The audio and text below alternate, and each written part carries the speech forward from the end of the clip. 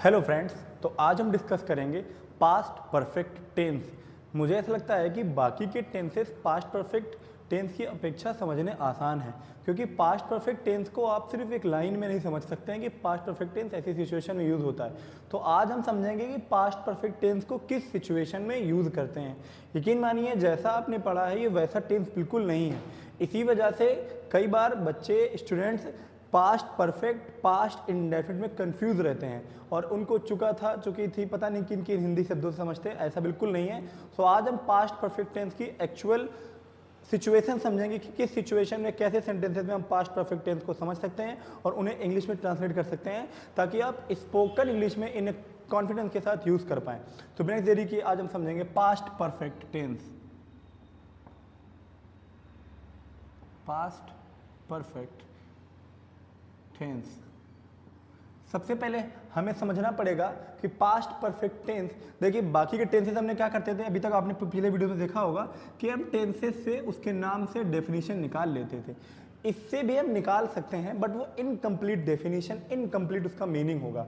आज हम समझेंगे कि पास्ट परफेक्ट टेंस का दूसरा नाम क्या है जो बोलचाल में यूज़ किया जाता है। अगर इसको समझना हो तो इसे एक नाम हम और दे सकते हैं, और वो नाम होता है पास्ट का पास्ट। क्या बोल सकते हैं? पास्ट का पास्ट। मतलब इस टेंस में हम समझेंगे पास्ट और उसके पहले का भी पास्ट, उसे हम पास्ट परफेक्ट टेंस समझेंगे। सबसे पहले बिना किसी देरी के हम इसकी सिचुएशन समझते हैं, यूज़ कहाँ होगा।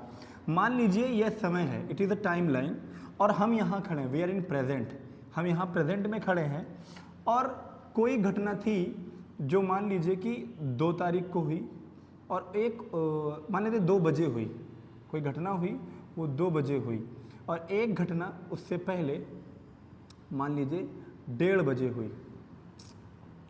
2 घटनाएं हुई, एक घटना हुई 2 बजे और एक घटना हुई 1:30 बजे, और हम प्रेजेंट में खड़े हैं, और ये बातें मान लो कल के हो रही हैं या टाइम के बाद पहले की हो रही हैं। तो अगर हमें सिचुएशन समझना हो कि पास्ट परफेक्ट टेंस क्या होता है, तो अगर हम यहाँ से देखेंगे प्रेजेंट से, और ये घटनाएं कल की हैं, तो आप समझिए कि 2 बजे और 1:30 बजे ये दोनों घटनाएं ही पास्ट की रहेंगी कि नहीं रहेंगी। तो ये दोनों घटनाएं ही पास्ट की हैं, क्योंकि अगर हम आज से देख रहे हैं तो आज से तो कल दोनों ही पास्ट हो गया, तो 2 बजे भी पास्ट हो गया, 1:30 बजे भी पास्ट हो गया। तो अब हम समझेंगे पास्ट परफेक्ट टेंस क्या है।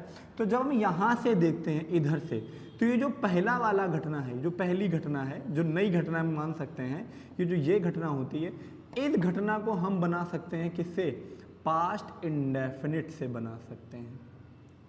और ये जो घटना है पास्ट इंडेफिनिट से पहले की घटना है, मतलब कि इस पास्ट का जो पास्ट है, इस पास्ट का जो पास्ट है, ये होता है पास्ट परफेक्ट।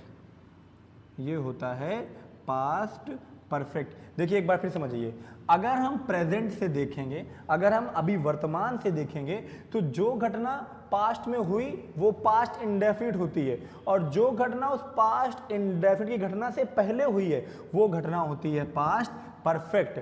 कहने का मतलब ये है कि पास्ट परफेक्ट टेंस अगर हमें समझना है तो हर सिचुएशन में 2 घटनाओं का या 2 इंसिडेंट का होना जरूरी है। 2 घटनाएं होंगी तो ही वो पास्ट परफेक्ट टेंस होगा।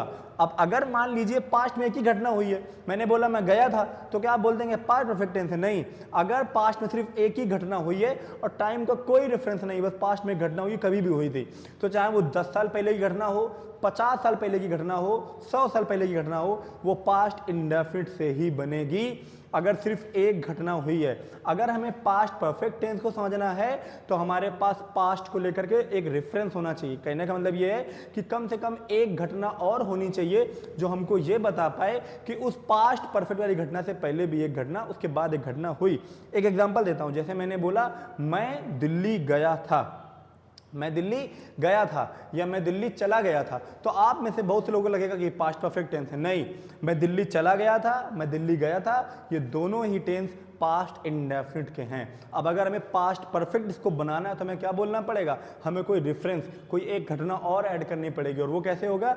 मैंने बोला मैं तुम्हारे आने से पहले दिल्ली चला गया था, मैं तुम्हारे आने से पहले दिल्ली गया था, तो तुम्हारा आना भी एक घटना हो गई और मेरा दिल्ली जाना भी एक घटना हो गई। तो तुम्हारा आना मुझसे पहले हो गया और मेरा जाना उसके बाद हो गया, तो इसलिए मैं जो दिल्ली गया था वो पास्ट परफेक्ट हो गया और तुम्हारा आना पास्ट इंडेफिनिट हो गया।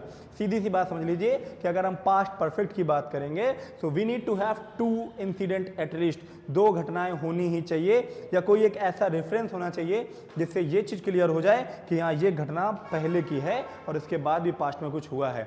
आप उम्मीद करता हूँ कि आप ये बात समझ गए होंगे। अब हमें एक सेंटेंस देखेंगे और आप पूरी की बात समझ जाएंगे। इसे लिखा मैंने, श्याम के आने से पहले, श्याम के आने से पहले मैं बोल चुका था। लिखा है श्याम के आने से पहले मैं बोल चुका था। अगर ये घटना ना होती श्याम के आने से पहले और लिखा था कि मैं बोल चुका था, मैं चला गया था, तो ये घटना सिर्फ पास्ट इंडेफिनिट से बनती। इसको पास्ट परफेक्ट से नहीं बना सकते हैं क्योंकि हमारे पास सिर्फ एक ही रेफरेंस है। मैं चला गया था, मैं चला गया था, मैंने खाना खा लिया था, मैंने बोल दिया था। अगर सिर्फ एक घटना दी गई है तो वो पास्ट इंडेफिनिट होती है। पास्ट परफेक्ट के लिए हमें कम से कम 2 घटनाओं का होना हमारे पास जरूरी है। देखिए, श्याम के आने से पहले मैं चला गया था, इसका मतलब है कि अब देखोगे आप दोनों घटनाएं पास्ट में ही है। श्याम भी पास्ट में आया, मैं बोल चुका, दोनों भी पास्ट में हुआ। तो अब हम देखेंगे कि हमारे पास पुरानी घटना कौन सी है। पुरानी घटना पहले कम से कम कौन सा हुआ, तो श्याम के आने से पहले मतलब कि मैं बोल चुका था और श्याम उसके बाद आया है, तो ये घटना पुरानी है। तो जो घटना पुरानी होती है वही होती है कौन सी घटना, वो होती है पास्ट परफेक्ट से बनाते हैं। और जो घटना बाद में हुई है तो ये बनाते हैं पास्ट इंडेफिनिट से। आप समझेंगे हम इसको बनाने के नियम क्या होते हैं, वो उम्मीद करता हूँ आप सबको पता ही होंगे क्या होते हैं। देखिए, पास्ट परफेक्ट की सिर्फ एक हेल्पिंग वर्ब होती है, वो होती है हैड। पास्ट परफेक्ट की सिर्फ एक हेल्पिंग होती है, वो होती है हैड। और इसकी जो मेन वर्ब होती है उसमें हमेशा हमको थर्ड फॉर्म का यूज़ करना ज़रूरी है। वो आपको पता ही होगा कि अगर टेंस में परफेक्ट आया तो हेल्पिंग थर्ड फॉर्म तो आनी है।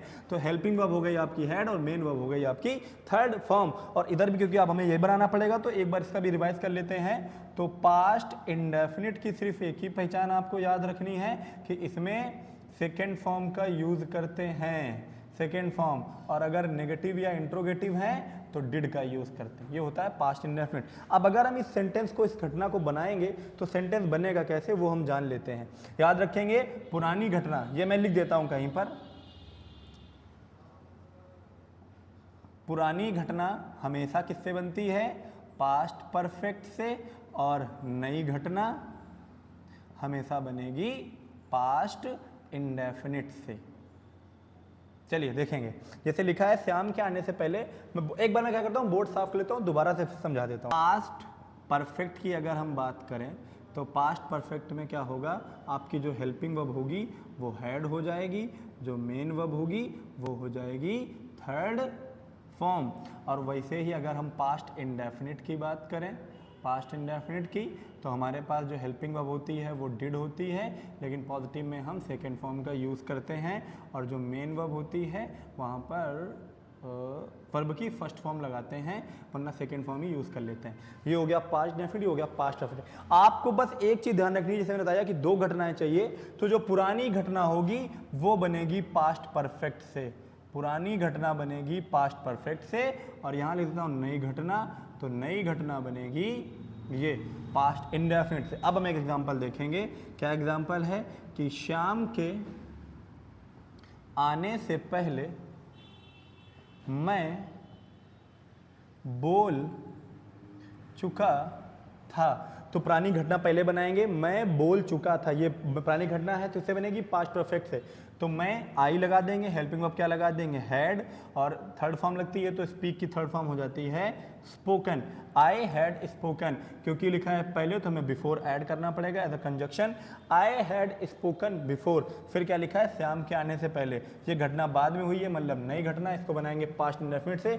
तो श्याम के आने से पहले, तो श्याम क्या श्याम, और आने की सेकेंड फॉर्म होती है केम।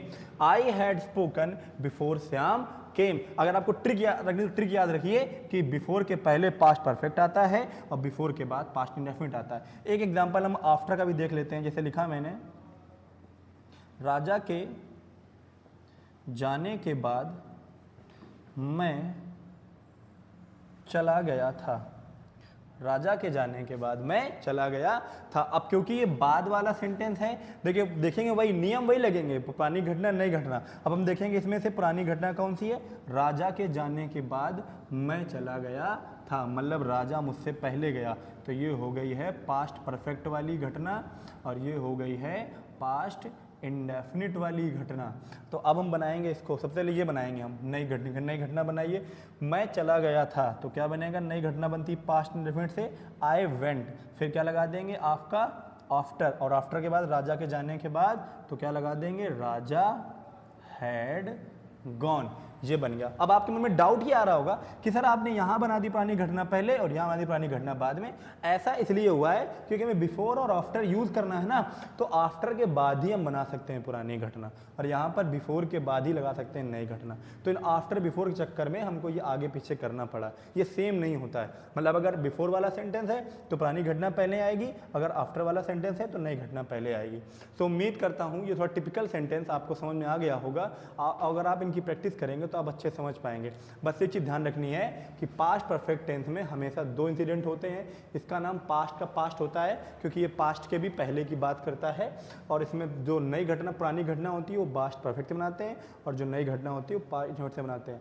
हेड और थर्ड फॉर्म पता ही है आपको। So thank you very much.